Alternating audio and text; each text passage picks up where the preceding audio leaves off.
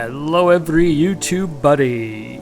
Well, I'm back with another Skyrim commentary, and this time I'm going to cover two new leaks that happened in just the past few days. One is the official Skyrim map that was leaked, so we'll go over that, and then there was also the game manual that was leaked and uploaded with very fuzzy pictures from some user on some website, and I included the links to both the map and the manual in my video's description, but I didn't post them in the video because they're leaked and I could get a copyright strike, so I don't want that. And by the way, right now I'm level 9 and the next quest is to take Martin to the Cloud Ruler Temple, which is near Bruma. And by the way, most of the Oblivion Extreme Graphics videos that I record will take place around the Qarl Mountains, which is up in the northern part of Cyrodiil, and of course that's very near the border of Skyrim, so it'll kind of put us in the mood for Skyrim since it's less than a month away now. So let's begin with talking about the leaked map of Skyrim, and we see that there are 9 major cities in Skyrim, not 5 like what was originally revealed. So there's Solitude, Morthal, Dawnstar, Winterhold, Windhelm, Riften, Falkreath, Markarth, and Whiterun. And remember, you can follow along on the map with me by just clicking the link to the map in the description. And you can also see on the map that each of the 9 major cities have a coat of arms associated with it, which makes it feel very medieval European. So I'm sure we're going to be blown away by the art direction all through the game. Oh, and by the way, I'm showing you one of the mods right now. It's called Immersive Interiors, and not only can you see outside, but you can also see the rain, or whatever weather is happening outside. Okay, now let's go over the towns that appear on the official Skyrim map. But there's a problem here, and I'll tell you why in a second. It's missing a few towns. So first of all, in the upper left, there's Dragonbridge, then Shores Stone, and then there's a town that I think is called Iversgreed, not what it shows on the map. And then there's Helgen, then there's Riverwood, then Rorikstead, and then finally Karthwasten, but it's spelled with a K, not a C like it shows on the map. But I'm not convinced that's all the towns that exist in Skyrim. We've seen other towns in other unofficial maps in the past. Those were Dunstead Grove, Stonehill, Lanetar Dale, Kynes Grove, and Granite Hall. Now, it is possible that those towns were modified or just cut entirely from the game, but we'll find out in the next month, right? Okay, now let's start talking about the leaked Skyrim Manual. And by the way, the scenes you're seeing are just different clips along my way to Cloud Ruler Temple. I actually traveled all the way over there by horse. And also, the music in the background is from the soundtrack of Icewind Dale, and the music is by Jeremy Soule, which is the same composer as Oblivion and Skyrim.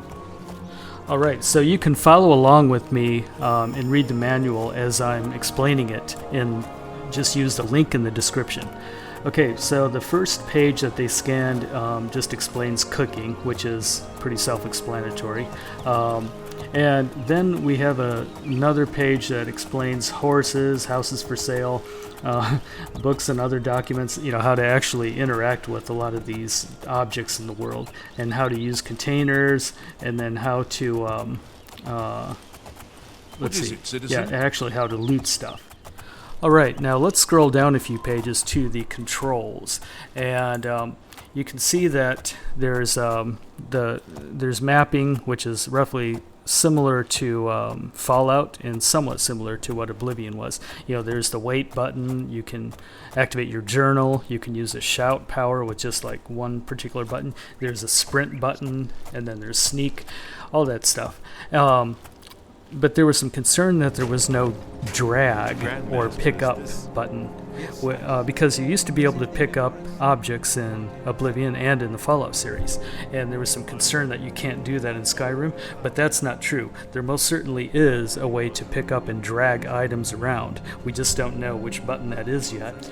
And there's further proof to the drag option, because during one of these previews where a representative from a magazine did a preview, one of the Bethesda employees pointed out to him that he could drag a body that he just killed and drag it into the river. So you're obviously able to drag stuff, I guarantee it.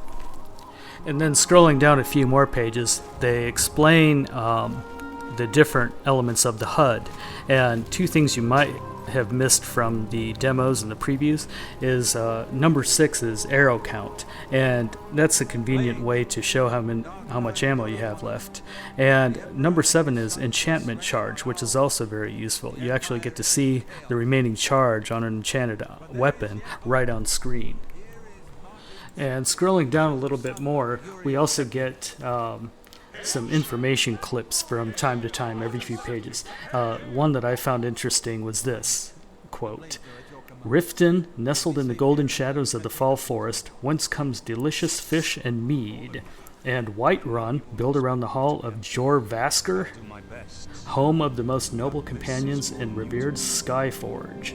So it looks like we're going to be dealing with a Skyforge in Skyrim. And then a few pages later, we finally learn how to assign favorites. On the Xbox, it's Y, the Y button. And it also shows how to cycle through favorites and how you can swap them and assign quick keys.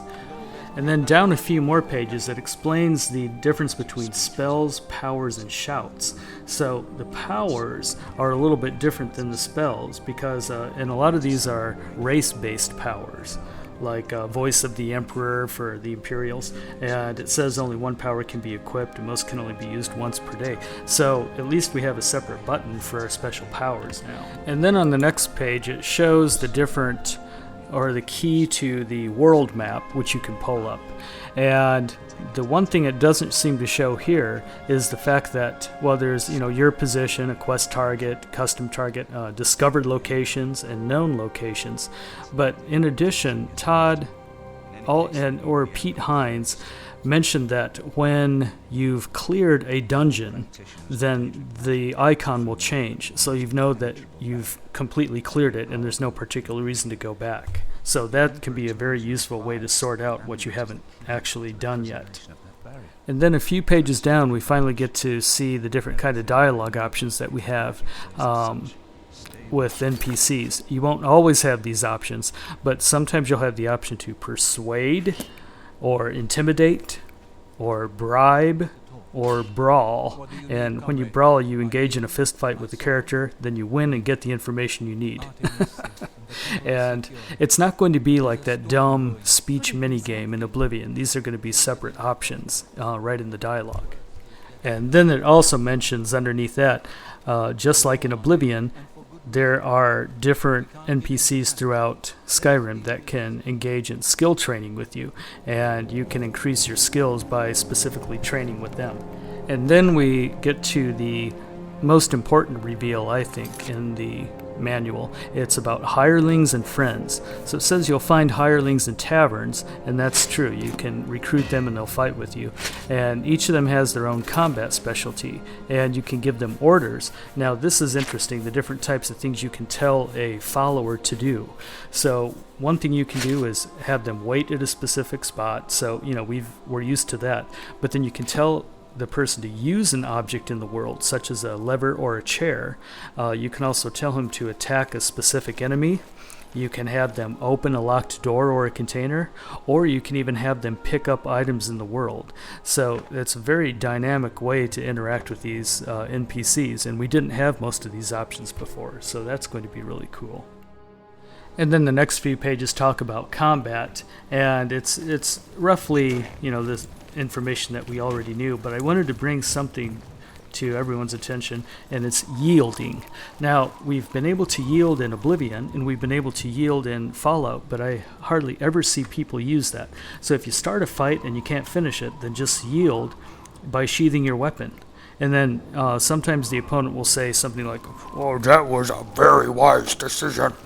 And yeah, it's wise until I find a bigger sword, then I'm going to come back and chop your head off. But it's better than dying and then having to reload from a place because you forgot to save. So remember that. And then in a few pages later, it starts talking about stealth mode and how to sneak. And it's pretty basic. We knew most of this stuff already, but this time in Skyrim, enemies will react to sounds in the environment like arrow impacts or traps. So they're not going to be like arrow deaf like everyone was in Oblivion. What is it now? And then a few pages below that, it talks about lock picking, and you see the lockpicking mini game that they pretty much ripped out of Fallout, but at least it's much better than the Tumbler Fumbler system in Oblivion. And then the last few pages they talk about crime and punishment and what happens if you're caught by a guard or if there's a bounty on your head. So if you do get caught, then you can do 3 things, which is almost the same as it was in Oblivion. You can pay off your bounty and avoid jail, or you can resist arrest, which is my favorite, or you can just go to jail and avoid the fine. Good to see you. Now, if you do that, then after you've served your time, unfortunately, your progress towards skill increases is lost, depending on how long your sentence is. So you have to choose wisely. And that pretty much does it for all of the latest Skyrim leaks. And if I uncover more leaks in the near future, then I'll add more commentary about those in my next Oblivion Extreme Graphics video. We're in Bruma right now, and I thought I'd just show you what Bruma looks like with all these extreme graphics turned on. Okay, we'll see you next time. Please subscribe to my channel and you'll get all of these Oblivion videos with the Skyrim commentary in your inbox. And add a comment and share it with your friends, and we'll see you next time. Thanks.